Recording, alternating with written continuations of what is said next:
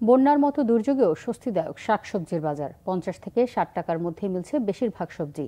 ডিমের দাম ডজন প্রতি 5 টাকার মতো বাড়লেও মুরগি সহ অন্যান্য পণ্য বিক্রি হচ্ছে আগের দরেই। আরও জানাচ্ছেন জিয়াউল হক সবুজ।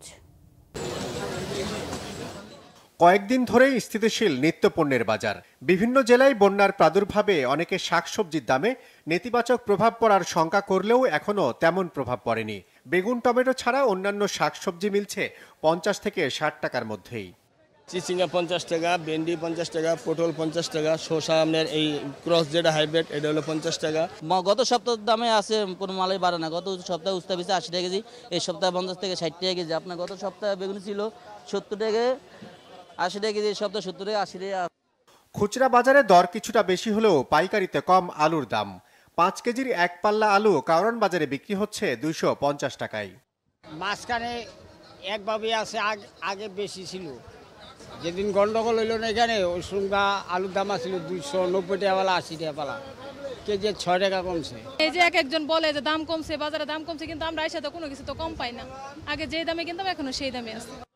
রাজধানীর পাইকারি বাজার কারণ বাজারে ব্রয়লার মুরগির কেজি 160 টাকায় বিক্রি হচ্ছে। ডিমের দাম কিছুটা বাড়তি হলেও অন্যান্য মুরগি মিলছে আগের দামেই। এগুলার আগের তুলনা কেজি প্রতি 20 টাকা 30 টাকা কমছে।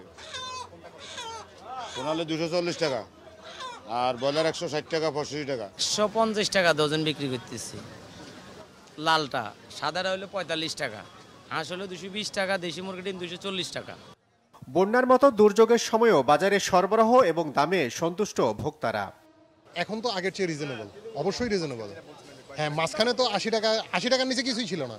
এখন তো 60 টাকা 50 টাকা 60 টাকায় পাওয়া যায়। কমা শুরু হলো তখন বুঝলাম যে মানে সিন্ডিকেশন ছিল, আপনার চাঁদাবাজি ছিল, এগুলো বন্ধ হওয়ার পরে আলটিমেটলি কমে গেছে। দাম তো দেখছি এখানে করলা বা বেগুনের দাম তো আগের মতো, আগের চেয়ে একটু বেশি মনে হচ্ছে। যে 120 টাকায় কিনতাম সেটা এখন 140 টাকায় কিনছে।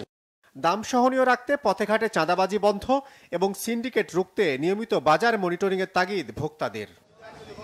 জিয়াউল হক সবুজ, বাংলাভিশন, ঢাকা।